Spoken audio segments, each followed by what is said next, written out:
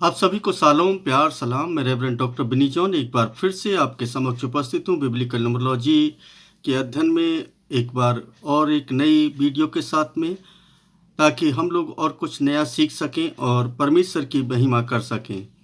इससे पहले कि मैं आगे बढ़ूं, आपसे गुजारिश है कि चैनल को सब्सक्राइब कर लें, लाइक कर दें, कमेंट करें और दूसरे लोगों को शेयर ज़रूर करें। और इसके साथ साथ मैं आपको सबसे पहले एक बात और बताना चाहूँगा कि बहुत सारे लोग जो हैं बाइबल को पढ़ते हैं, सुनते हैं, लेकिन उस पर चिंतन मनन नहीं करते। उसी तरीके से जब कुछ वीडियो देखते हैं तो वो लोग है ना, उन वीडियो को, किसी की भी वीडियो हो XYZ, हम नहीं उसके अपनी बात नहीं कर रहे, बिना सोचे समझे जब कुछ कमेंट वो कर देते हैं, जो कि वो बिना कुछ सोचे समझे इसलिए बोल रहा हूँ मैं, क्योंकि वो लोग उसको सुनते नहीं हैं या पढ़ते नहीं हैं। तो ऐसा प्लीज़ आप ना करें। आप लोग है ना बहुत अच्छे लोग हैं और आप अच्छे सीखने वाले लोग हैं, और इसमें कोई बुराई भी नहीं है कि आप है ना कुछ कमेंट करते हैं। अच्छी बात है, ये तो बहुत अच्छी बात है कि आप कुछ कर रहे हैं, कमेंट कर रहे हैं। लेकिन आपसे गुजारिश है कि आप पहले पूरा सुन लें, पढ़ लें और उसके बाद तब जा कर के आप कोई भी कमेंट करें। क्योंकि किसी ने कभी कमेंट किया था कि वहाँ पर कपड़े में लिपटा एक बच्चा मिलेगा, जो मैंने ज्योतिषियों के बारे में जो पिछली वीडियो डाली थी। तो मैं आपको बता दूं कि मैंने वहाँ पर उसके विषय में बात ही नहीं की है और ना ही उसके विषय में कुछ है। तो इसका मतलब है कि उन लोगों ने या तो सुना नहीं या फिर ना उसको समझने का प्रयत्न नहीं किया। क्योंकि वहाँ पर ज्योतिषों की बात हो रही थी, ना तो गरणियों की बात हो रही थी, ना आपको स्वर्गदूतों की बात हो रही थी। हम वहाँ पर ज्योतिषों का जिक्र कर रहे थे कि ज्योतिषी लोग जो हैं वो कितने आए थे और कितने है ना वो कहाँ से आए थे, उसकी है ना गणना थी और उसको है ना आपको समझना चाहिए। खैर कोई बात नहीं, हम है ना एक नई वीडियो में चलते हैं। और आज हम बात करने वाले हैं यीशु मसीह से जुड़े हुए उस जीवन काल पर जो उन्होंने इस पृथ्वी पर गुजारा। और जब वो पृथ्वी पर गुजारा तो मैं आपको बताऊं कि यहाँ पर एक नंबर इम्प्लीमेंट हुआ और वो नंबर लगातार रहा। और उस नंबर को मैं है ना लगातार ना वॉच करता रहा, और जब मैं स्टडी करता था तो है ना बहुत ना उस पर गौर करता था कि आखिर ये नंबर ऐसा क्यों रिफ्लेक्ट होता है। उसी नंबर के बारे में आज मैं आपको बताऊंगा कि यहाँ पर एक नंबर जो बहुत ही महत्वपूर्ण नंबर है वो यहाँ पर इम्प्लीमेंट हुआ है और वो नंबर 3 है। और 3 नंबर उनकी पूरी लाइफ को है ना विवरण, लाइफ के विवरण को बताता है। और है ना आप उसको देखेंगे, आप उसको जानेंगे कि मैंने उसका कुछ कैलकुलेशन आपको दे रहा हूँ, ताकि आप लोग भी उस पर अध्ययन कर सकें। और मैं सारी चीज़ें तो नहीं दे रहा हूँ, लेकिन कुछ बातों को ज़रूर आपके समक्ष रखूँगा, ताकि आप लोग ना उस पर ज़रूर चिंतन मनन कर सकें। और दूसरी बात आपको एक और बताता चलूं कि ये जो चैनल है ये प्रचार के लिए नहीं है, ये अध्ययन के लिए है, ताकि आप कुछ अच्छे अध्ययन को करने पाएँ। तो यहाँ पर हम बात करते हैं शुरुआत से। जब प्रभु यीशु मसीह का जन्म होता है तो कैसे 3 नंबर उनके जीवन में प्रभावी रहा है, परमेश्वर ने उस 3 नंबर को कैसे रखा है और यीशु मसीह ने भी उस 3 नंबर का कैसे प्रयोग किया है। हम देखते हैं कि जब यीशु मसीह का जन्म होता है तो यहाँ पर 3 लोग हैं जिनको परमेश्वर दर्शन के द्वारा बात करता है। अब है ना यहाँ पर भी कई लोग कहेंगे कि नहीं, गरणियों को भी ना दर्शन दिया, तो वहाँ पर मैं उसकी बात नहीं कर रहा हूँ कि जब उनके जन्म होने वाला है तब तक की मैं बात कर रहा हूँ। और गणरियों की बात भी आएगी और सबकी बात आएगी। तो पहला जो दर्शन है वो मरियम को मिलता है और मरियम स्वर्गदूत के पास आते हैं और आकर के कहते हैं, मरियम तुझे सलाम, और तू एक बच्चे को जन्म देगी। और इस तरीके से वो उसको बयान करते हैं। लेकिन वो डर जाती है और उसके बाद वो थोड़ा सा घबराती है कि वो कुंवारी है। लेकिन स्वर्गदूत उसको कहता है डर नहीं, क्योंकि तू जा और जा कर के अपनी कुटुंबनी एलिसेबा के पास जा, क्योंकि वो भी है ना गर्भवती है और वो उसको भी एक बच्चा होने वाला है। इस तरीके से उसको समझाया जाता है और वो समझ जाती हैं। उसके बाद है ना जब ये बात पता चल जाती है कि वो प्रेग्नेंट है, तो उसके बाद ये यूसुफ जो है उसके जो जिनके साथ मगनी होती है उनको दर्शन देता है। और क्योंकि यूसुफ है ना ये सोचते हैं कि शायद ये मेरी बदनामी होगी कि वो विवाह से पहले गर्भवती हो गई है, तो मैं उसको त्याग देता हूँ। लेकिन स्वर्गदूत उसको दर्शन देते हैं और कहते हैं कि उसको ना त्याग और उसे अपनी पत्नी बना। तो यहाँ पर हम देखते हैं कि मरियम को दर्शन दिया और यूसुफ को दर्शन दिया, ये यहाँ तक ठीक है। लेकिन एक तीसरा जो स्वर्गदूत है, वो तीसरे स्वर्गदूत कब है ना दर्शन देते हैं, जब रात में गड़रिए चरवाही कर रहे थे, वहाँ पर ना इकट्ठा थे, वो झुंड था, सो रहे थे, वो और स्वर्गदूत आते हैं, आकर के जाओ, जा कर के तुम्हें चरनी में जाओ बेतलहम के अंदर और तुम्हें एक बच्चा मिलेगा कपड़े में लिपटा हुआ, और वो इस जगत का उद्धार करता है। और ये तीन है ना 3 बार स्वर्गदूत आते हैं। तो यहाँ पर हम देखें कि 3 नंबर इम्प्लीमेंट होता है। जब वो एलिशिबा के पास जाती है तो एलिशिबा के पास जाने के बाद वो उसके पास, क्योंकि वो 6 महीने से प्रेग्नेंट थी, तो वो वहाँ उसके साथ में 3 ही महीने रहती है। मैं आपको ये बताने की कोशिश कर रहा हूँ कि नंबरों का कैसे है ना इम्प्लीमेंट होता है और किस तरीके से इम्प्लीमेंट हुआ है। इसके आगे हम चलेंगे, क्योंकि मैं न्यूमेरिकल बात कर रहा हूँ, तो न्यूमेरिकल आप इसको नोट करते जाएंगे ताकि आप लोगों को अच्छे से ज्ञान रहे और आप दूसरे लोगों को भी सिखा सकें। हम इन्हें देखते हैं कि जब ज्योतिषियों का आगमन होता है, जो पिछली वीडियो में हमने बताया था, जिस पर चर्चा की थी, तो वहाँ पर 3 ही ज्योतिषी लोग आते हैं, 3 है ना वाइस मैन, 3 जो बुद्धिमान पुरुष हैं वो आते हैं और आकर के उसको 3 प्रकार की भेंटें चढ़ाते हैं। यहाँ पर भी 3 नंबर इम्प्लीमेंट होता हुआ नजर आता है। आप देखिए कि बाइबल अंकों में कैसे है ना समाई हुई है, और यहाँ तक कि यीशु मसीह के जीवन में, पूरे जीवन में भी उन्होंने 3 अंक का कैसे प्रयोग किया है, इसको आप ना देखने पाएंगे और समझने पाएंगे कि बिब्लिकल न्यूमरोलॉजी जो है वो कहीं बाहर से नहीं बल्कि बाइबल के अंदर से ही है। जब यीशु मसीह 12 वर्ष के होते हैं तो वो मंदिर में सवाल जवाब करते हैं। और यहाँ पर मैं आपको बताऊं, एज ए बिब्लिकल न्यूमरोलॉजिस्ट मैं आपको ये बता दूं कि जहाँ पर 12 आ रहा है वहाँ पर मैं उसका डिजिटल रूट भी निकालता हूँ और ना उसको 3 नंबर का यहाँ पर देखता हूँ, 1 और 2 3 हो जाते हैं और 3 नंबर यहाँ पर इम्प्लीमेंट होता हुआ नजर आता है। कितने वर्ष में? 12 वर्ष में वो उपदेश देते हैं, यानी उनसे तर्क वितर्क करते हैं और वहाँ चर्चा कर रहे हैं। इसके आगे हम चलते हैं कि यीशु मसीह ने जब चेलों की शुरुआत की तो उनके पास बहुत बड़ी भीड़ हुआ करती थी, लेकिन उन्होंने 70 चेलों को चुना और 70 में से भी फिर उन्होंने 12 चेलों को चुना। तो 12 चेलों को चुना तो है ना यहाँ पर फिर से ना एक 3 नंबर इम्प्लीमेंट हो रहा है। और ये 3 नंबर जहाँ 3 और 12 आता है तो है ना 12 आता है वहाँ 3 भी है, और 3 इसको ना भूलें आप, क्योंकि वो किस डायरेक्टली नहीं इनडायरेक्ट वे में भी उसको देख सकते हैं, क्योंकि ये संयुक्त संख्या है तो है ना, इसलिए हम इसका डिजिटल रूट निकालेंगे और इसके मूल में जाएंगे ताकि है ना वो अंक क्या कहता है। फिर उसके बाद देखते हैं कि यीशु मसीह के 3 ही प्रिय चेले थे। यीशु मसीह के 3 प्रिय चेले थे। यीशु मसीह 3 बार प्रार्थना करते थे। ये बहुत ही अद्भुत सी बात लगेगी आपको, कहना हर जगह पर वो 3 नंबर है ना इम्प्लीमेंट हो रहा है। और किस तरीके से हो रहा है ये आप ना स्टडी कर सकते हैं, आप उसको देख सकते हैं। मैं ना साथ में कुछ जो रेफरेंसेज हैं वो लगाता रहूँगा ताकि आप उनको देखते रहें। जब यीशु मसीह को ले जाया जा रहा था तो उन्होंने उनके ऊपर क्या हुआ कि कोड़ों की जो दंड की सज़ा थी वो है ना पड़ी और उनको 39 कोड़े मारे गए। 39 कोड़ों का मतलब है कि जब हम इसको डिजिटल रूट निकालेंगे इसका, तो यहाँ पर देखें 3 और 9 12 होता है और 12 को हम फिर से जोड़ देते हैं तो फिर से 3 हो जाता है। यहाँ पर भी 3 है, 3 अंक इम्प्लीमेंट किया गया है। तो हम देखें कि 39 कोड़े ही मारे गए।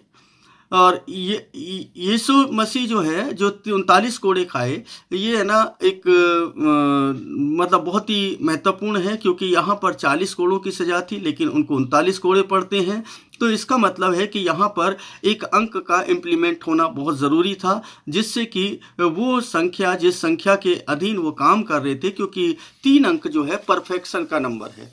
यानी कि संपूर्णता पूर्णता का नंबर है। तो इसके लिए है ना आपको समझ ले, त्रिएक परमेश्वर हम बोलते हैं, पिता पुत्र पवित्र आत्मा। तो 3 नंबर जहाँ भी आता है ये परफेक्शन को दर्शाता है। यानी यीशु मसीह ने अपने जीवन काल के अंदर जो भी कुछ होगा उनके जीवन काल में वो परफेक्शन के साथ होगा, और इस बात को आप समझेंगे। और यहाँ पर हम और आगे देखते हैं, जब यीशु मसीह है ना बातचीत कर रहे थे, तो उन्होंने है ना एक बात और बोली कि 3 दिन में के बाद मैं जी उठूंगा।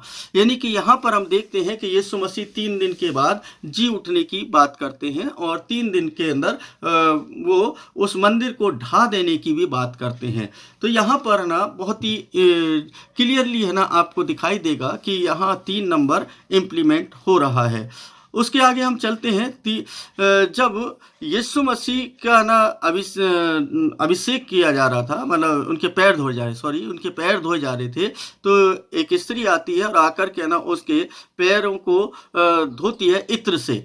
और जो इत्र से धोती है तो इत्र की जो कीमत है यहाँ पर देखें कि स्पष्ट रूप से लिखा है कि वो 300 दिनार में बेचा जा सकता था। यानी कि फिर से 3 नंबर यहाँ पर दिखाई देता है। हम है ना इस बात को ध्यान में रखें कि ये 3 नंबर जो है बहुत ही महत्वपूर्ण नंबर है, और ये परमेश्वर के साथ जुड़ा है। और यीशु मसीह परमेश्वर का प्रतिबिंब बन करके आए, तो यीशु मसीह प्रतिबिंब बन करके आए तो 3 नंबर को उन्होंने कभी भी नहीं छोड़ा। और वो अंतिम सांस तक, यानी कि जब तक इस पृथ्वी पर जीवित रहे तब तक, और जब जी उठे तब भी उन्होंने इस 3 अंक के साथ ही कार्य किया। कैसे कार्य किया मैं आगे इसको बताऊंगा। तो यहाँ पर हम देखते हैं कि जब यीशु मसीह प्रचार कार्य करते थे, जब यीशु मसीह चलते थे, तो उनके समक्ष एक स्त्री आती है, और पीछे से आकर के समक्ष तो नहीं, पीछे से आकर के वो स्त्री उनके वस्त्र को छू लेती है। और उनके वस्त्र को जो छूती है तो वहाँ पर हम देखते हैं कि वो स्त्री 12 वर्ष से लहू बहने के रोग से ग्रसित है, और वो स्त्री तुरंत चंगी हो जाती है। अब आप देखें कि यीशु मसीह यहाँ पर 3 अंक यहाँ पर भी प्रभावी हो रहा है कि परमेश्वर उस स्त्री के माध्यम से भी 3 अंक को प्रभावी कर रहे हैं, और ये एक विचित्र सी बात लगती है। हम है ना और भी जब है ना इसको आगे जाएंगे तो यीशु मसीह जो हैं, जब यीशु मसीह जीवित थे, उन्होंने अपने भीड़ को बुलाया, जैसा कि हम है ना उसे पढ़ सकते हैं। आगे ना हम देखेंगे तो मत्ती 13 में उसने एक दृष्टांत उन्हें सुनाया कि स्वर्ग का राज्य खमीर के समान है, जिसको किसी स्त्री ने 3 पसेरी आटे में मिला दिया, और होते होते वह सब खमीर हो गया। अब देखिए यहाँ पर ना वो एक पसेरी हो सकता था, 2 पसेरी हो सकता था, लेकिन स्पेशली उन्होंने 3 पसेरी यहाँ पर इस्तेमाल किया है। इसका मतलब यहाँ पर भी वो एक नंबर का इस्तेमाल कर रहे हैं। हम आगे चलते हैं तो ना उसके आगे देखते हैं 15 उसके 32 पद के अंदर, मत्ती 15 उसके 32 पद के अंदर यीशु ने अपने चेलों को बुलाकर कहा, मुझे इस भीड़ पर तरस आता है, क्योंकि वे 3 दिन से मेरे साथ हैं। मतलब 3 दिन लगातार हो गए थे भीड़ को, और उनके पास कुछ खाने को नहीं है। मैं उन्हें भूखा विदा नहीं करना चाहता, कहीं ऐसा न हो कि मार्ग में थक कर रह जाएं।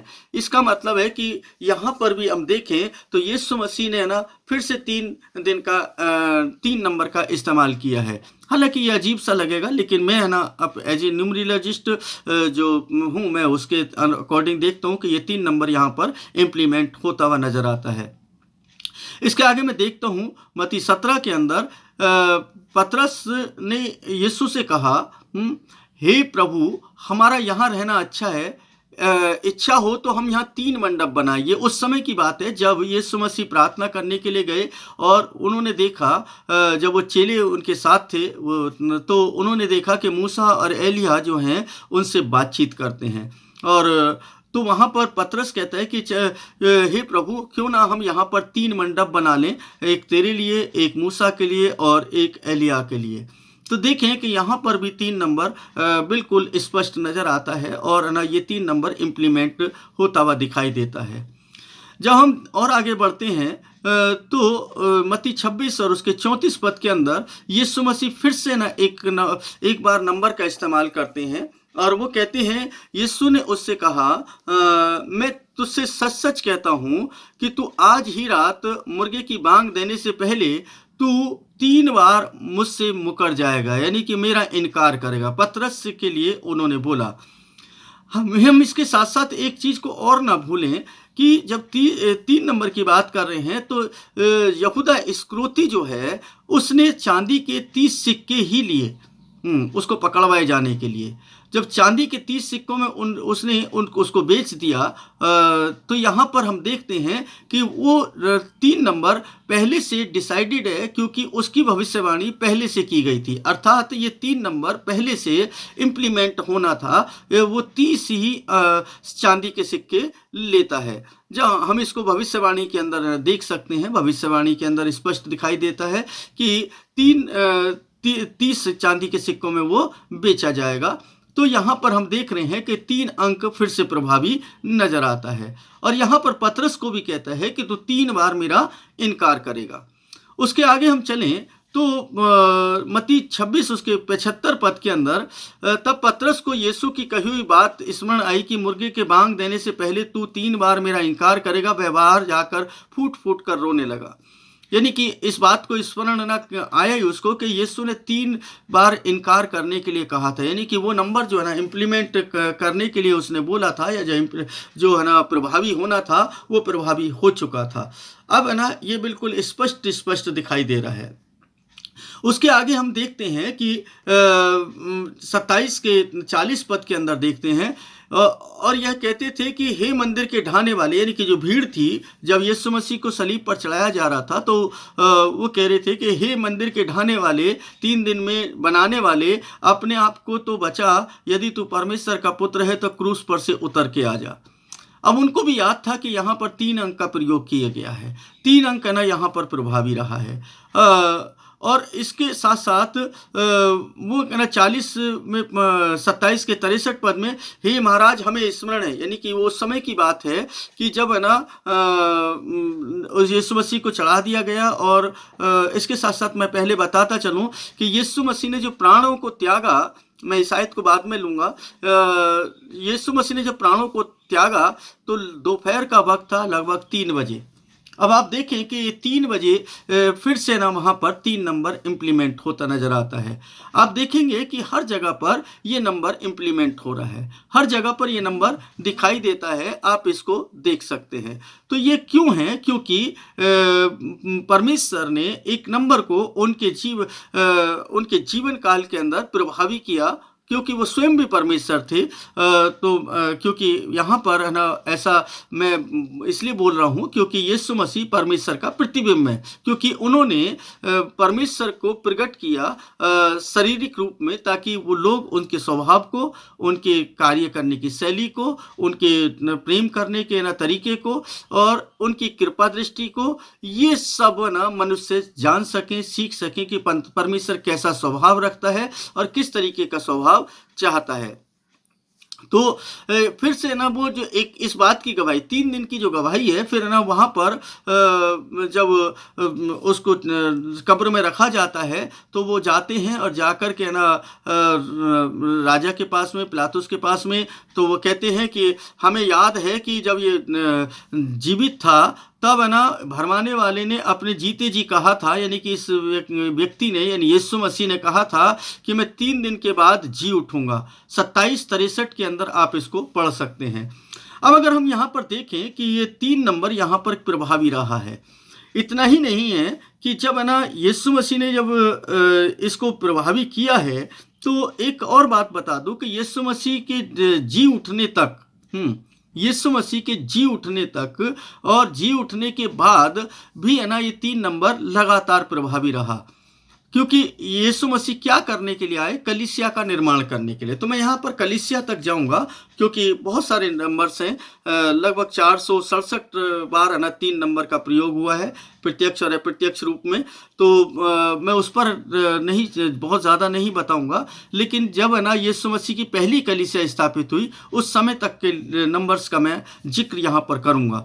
तो यहाँ पर हम देखते हैं कि मैं 2 नंबर और बताऊँगा आपको कि जब यीशु मसीह के चेले वहाँ पर इकट्ठा थे, जब यीशु मसीह स्वर्ग पर उठा लिए गए और उन्होंने कहा कि तुम यहीं पर ठहरे रहना, तो लगभग 120 लोग जो थे वो वहाँ पर इकट्ठा थे। और क्योंकि वो वादा करके गए थे कि तुम्हें जब तक एक सहायक ना मिले तब तक तुम यरूशलेम को ना छोड़ना, यानी कि तुम यहीं पर टिके रहना। और वो एक जगह इकट्ठा थे और वो 120 लोग थे, बाइबल जैसा बताती है। और जैसे ही है ना वो वहाँ पर इकट्ठा थे और वो पेंतेकोस्त का दिन था, पवित्र आत्मा जिसका वादा यीशु मसीह ने किया था, अब यीशु मसीह की क्रिया कर रहे हैं, तो उस वादे को पूरा करने के लिए उन्होंने 3 नंबर का फिर से यहाँ पर प्रयोग किया था कि उन 120 पर, अर्थात वो 3 नंबर वहाँ पर है, वो पवित्र आत्मा उंडेल दिया गया। अब इतना ही नहीं कि क्योंकि पहली कलीसिया का निर्माण होना था, इस दुनिया के अंदर एक ऐसी झुंड का निर्माण होना था जो झुंड आने वाले समय में यीशु की गवाही देने वाला था, और ऐसी गवाही जो पूरी दुनिया के अंदर फैल जाए, दुनिया के कोने कोने में फैल जाए, जिसको हम आज देखते हैं। तो जब पतरस खड़ा होता है, और पतरस खड़ा होता है 120 के लोगों में से अकेला पतरस ही जिसने यीशु मसीह का इनकार कर दिया था, वो खड़ा होता है और कहता है कि जिस यीशु को तुमने क्रूस पर चढ़ाया था, मैं उसी की कथा तुम्हें सुनाता हूं। और जानते लोगों के हृदय जो है वो छिद गए, और वहाँ पर जितने भी लोग थे दूर दूर है ना से आए हुए थे, क्योंकि वो एक फेस्टिवल का टाइम था, और फेस्टिवल के टाइम पर अलग अलग प्रदेश से, अलग अलग देश से लोग आए हुए थे। तो वहाँ पर जितने लोग थे वो पवित्र आत्मा से परिपूर्ण होकर के बोल रहा था, और परमेश्वर के आत्मा ने उसको एक सामर्थ दिया कि वो एक जो भाषाएं हैं, उन भाषाओं को, भिन्न भिन्न प्रकार की भाषाएं जिसकी जिक्र ना बाइबल में हम पढ़ते हैं, वहाँ पर ना पढ़ते हैं आप कि वो अपनी अपनी भाषा में उस बात को समझ रहे थे। चाहे वो कोई सी भी जगह से, गलील से आए थे, चाहे वो ना सामरिया से आए थे, चाहे कहीं से भी आए थे, मतलब जिस जगह से भी आए थे, वो वहाँ पर बैठ करके उस भीड़ के अंदर वो सब के सब है ना अपनी अपनी भाषा में सुन रहे थे। और पतरस तो सबकी भाषा नहीं जानता था, लेकिन वो फिर भी परमेश्वर की आत्मा से परिपूर्ण होकर के वो बोलने लगा, और बोल करके उसने क्या किया कि पवित्र आत्मा की सामर्थ्य से उसने जब बोलना स्टार्ट किया, तो वहां पर एक चमत्कार होता है कि जितने भी लोग, जितनी भी भाषा के लोग वहां पर उपस्थित थे, वे सब के सब अपनी अपनी भाषा में सुन रहे थे। और वो उन सब में से जितने भी यहूदी लोग थे, वहाँ पर हम देखते हैं कि कोई भी कहीं से भी आया हो था, उससे मतलब नहीं था, लेकिन 3000 लोग जो हैं वो प्रभु यीशु मसीह पर विश्वास करने लगे, और ये पहली कलीसिया का निर्माण होता है। अब आप देखें कि यीशु मसीह किस लिए आया, कि इस दुनिया के अंदर एक ऐसे झुंड को तैयार करने के लिए जो उसके माध्यम से परमेश्वर तक पहुंच सकें। और उसने पहली नींव जो रखी वो 3 अंक में रखी। जब उसका जन्म होता है तो वो 3 अंक में ही होता है, और 3 लोग जो हैं उसकी गवाही देते हैं। जब है ना वो कार्य करता है, तो शुरुआत कार्य करता है तो वो 12 वर्ष की उम्र में करता है। और एक बात मैं बताना भूल गया कि जब उसने मिनिस्ट्री को शुरू किया, सेवा को शुरू किया, तब भी उनकी उम्र 30 साल थी, यानी 30 साल की उम्र में उन्होंने प्रचार कार्य को शुरू किया। तो अब हम देखते हैं कि यहाँ पर हर जगह पर 3 नंबर इम्प्लीमेंट हो रहा है, 3 नंबर दिखाई देता है। अगर ये 3 नंबर दिखाई दे रहा है तो इसका मतलब है कि परमेश्वर अंकों में कार्य करता है। अगर है ना ये कार्य परमेश्वर अंकों में नहीं करता है तो ये नंबरों का बार बार रिपीट होना ये असंभव है, क्योंकि ये हो ही नहीं सकता। हम यहाँ पर किसी भी कैरेक्टर को देखेंगे, बाइबल का कोई भी है ना कैरेक्टर उठा करके देख ले, कैरेक्टर से मतलब है कोई भी दास या नबी या जो भी है ना व्यक्ति को आप पढ़ते हैं, सुनते हैं, हर एक के जीवन के विषय में मैं आपको बताऊंगा कि वहाँ पर नंबरों का कैसे प्रयोग किया गया है और कैसे है ना पीढ़ियों में प्रयोग किया गया है, उसके विषय में मैंने कुछ बताया है, कुछ आगे चल करके बताऊंगा। आप लोग बने रहेंगे तो बहुत सारी ज्ञान की बातों को सीखने पाएंगे। और जो लोग है ना ये सोचते हैं कि ये प्रचार है, तो मैं आपको बता दूं ये प्रचार नहीं है, बल्कि ये अध्ययन है। जो अध्ययन आप कर रहे हैं वो एक ऐसा अध्ययन है जिस अध्ययन को अभी तक लोग कर ही नहीं रहे थे और परमेश्वर की उस गुप्त रहस्य को समझना ही नहीं चाह रहे थे। तो ये जो है बिब्लिकल न्यूमरोलॉजी के माध्यम से हम परमेश्वर के कार्य करने की शैली को, कार्य करने के तरीके को हम समझ पा रहे हैं और हम परमेश्वर से और अधिक प्रेम कर पा रहे हैं। मैं तो बहुत अधिक प्रेम कर पा रहा हूँ। मैं तो अपनी बता सकता हूँ कि जब से मैंने शुरू किया है तब से ये बड़ा अद्भुत है। मैं एक चीज़ और बता दूं कि अगर ये परमेश्वर की इच्छा के ही अनुरूप है, ये जो परमेश्वर की इच्छा के अनुरूप है कि मैं जब इस चैनल का शुरुआत की है, तो इस चैनल की शुरुआत जब मैंने की तो ये 30 वर्ष हो चुके थे मुझे भी। मतलब 30 वर्ष के बाद है ना ये चैनल शुरू हुआ, जबकि है ना मैं पहले भी चैनल बना चुका था, लेकिन इस सब्जेक्ट पर, इस अध्ययन पर यानी कि मुझे भी नहीं मालूम कि ये 3 नंबर कैसे इम्प्लीमेंट हो गया। मैंने सोचा भी नहीं था, अचानक से ही मुझे अभी भी जस्ट याद आया। और ये याद आया और आज एक चीज़ और याद आई मुझे कि आज जो है वो 3 महीने ही पूरे हुए। मुझे ये भी नहीं पता था, अचानक से मुझे याद आया कि आज 4 तारीख है और 3 महीने पहले ही मैंने इसको शुरू किया था। इसका मतलब है कि 3 नंबर जो है वो अद्भुत तरीके से काम कर रहा है और ये परमेश्वर का अंक है, परमेश्वर की संपूर्णता का अंक है। तो इस अंक में बहुत कुछ छुपा है और परमेश्वर के गूढ़ रहस्य भी इसी में छुपे हैं। हम आगे चल करके जैसे 7 नंबर पर बात कर रहे थे, हम उसी तरीके से 3 नंबर पर भी और गहन अध्ययन करेंगे और बहुत कुछ सीखेंगे। मेरे साथ बने रहें और इस अध्ययन में आप बने रहेंगे तो आपको नई नई बातें और नई नई चीज़ें जो अभी तक आपने नहीं सुनी है, ना सीखी हैं, उनको आप सीखने पाएंगे और परमेश्वर से और अधिक प्रेम करने पाएंगे। यहाँ ये लिखा है, वहाँ ये लिखा है, इस तरीके की चर्चा आप प्लीज़ ना करें तो ज़्यादा अच्छा है।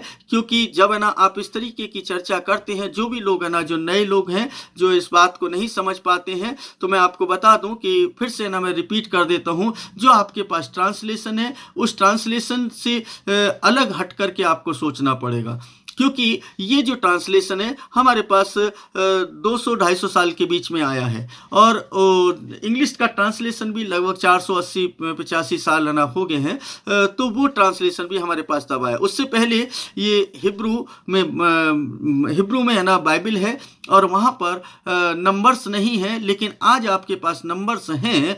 तो ये क्यों हैं, इस पर क्यों नहीं चर्चा करते, इस पर क्यों नहीं बात करते लोग कि है ना भाई नंबर, हिब्रू में तो कोई नंबर है ही नहीं, हिब्रू में तो कोई, ग्रीक में भी कोई नंबर नहीं है, फिर क्यों नंबर्स की बात कर रहे हैं, फिर क्यों 7 दिन की बात कर रहे हैं, फिर क्यों 40 दिन की बात करते हैं, फिर क्यों 10 हुक्मों की बात करते हैं, कहाँ से आए ये नंबर्स का मतलब है ना परमेश्वर ने गूढ़ रहस्यों के द्वारा संजो करके रखा है। क्योंकि हर एक अल्फाबेट जो है एक न्यूमेरिकल वैल्यू रखता है और ये दुनिया की ऐसी भाषा है जिस भाषा में नंबर्स हैं, यानी अक्षरों में नंबर हैं।